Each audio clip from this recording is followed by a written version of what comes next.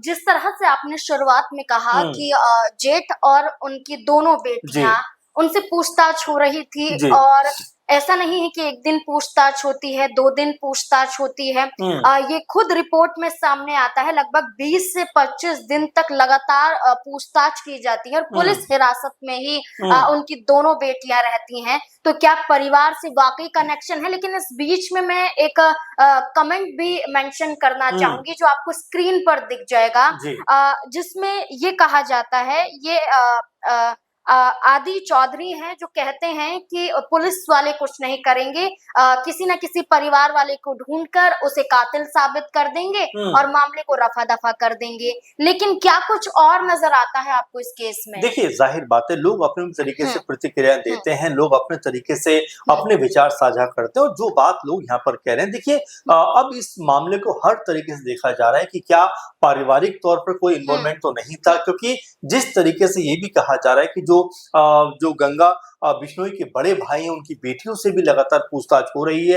बेटियों से भी क्या कुछ कोई सबूत निकल कर सामने आएगा? क्या फोन वगैरह उनके चेक हो रहे हैं? क्या रिकॉर्डिंग वगैरह चेक हो रही है? इस तरह की भी लगातार खबरें सामने आ रही है। लेकिन कोई कनेक्शन कुछ ऐसा सामने आया कि उनसे ही पूछताछ यही ज्यादा हो बात रही है? लगातार जो देखी जा रही है कि इतने लंबे वक्त से पूछताछ हो रही है और अब तक पुलिस किसी भी नतीजे पर नहीं पहुंच रही है। तो क्या पुलिस तमाम चीजों को अच्छे से देख परख लेना चाहती है? क्योंकि जो हमारे दर्शक ने कमेंट किया है कि कहीं ऐसा ना हो कि पुलिस घर के ही किसी शख्स के ऊपर इस तरह का इल्जाम लगाकर जेल के अंदर बंद कर दे, तो पुलिस को ये भी एक डर है कि कहीं ऐसा ना हो कि अगर परिवार के किसी सदस्य के ऊपर हाथ डाले तो कहीं उनके ऊपर उल्टा मामला पड़ता हुआ दिखाई पड़ जाए। इसीलिए तमाम परतों को पुलिस भी खंगालती हुई दिखाई पड़ रही है। लेकिन 1 महीना बीत जाने के बाद भी अब तक उनके हाथ में आखिर क्यों कुछ नहीं लगा, सवालों के घेरे में ये निकल कर आ जाता है और लोग यही बारंबार बात कर रहे हैं कि भाई पुलिस की काबिलियत पे शक नहीं है, पुलिस लगातार काम कर रही है, छानबीन कर रही है।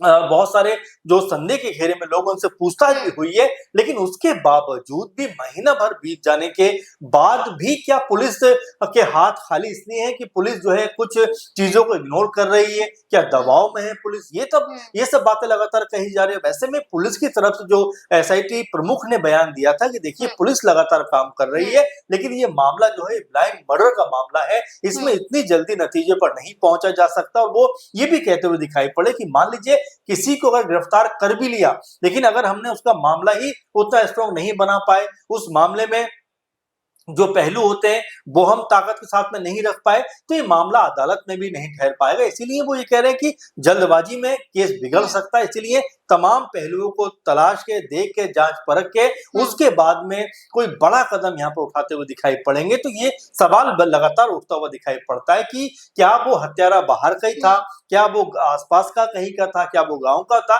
इस तरह की तमाम बातें लोग कहते हुए दिखाई पड़ रहे हैं, क्योंकि अभी हर कोई जो है वो अपनी अपनी ओपिनियन दे रहा है, अपने अपने हिसाब से बातें कर रहा है। और हमारे तमाम दर्शक भी, जिस तरह से आपने कमेंट भी दिखाया, वो भी अपने तरीके से बात कह रहे हैं कि भाई इस तरह का भी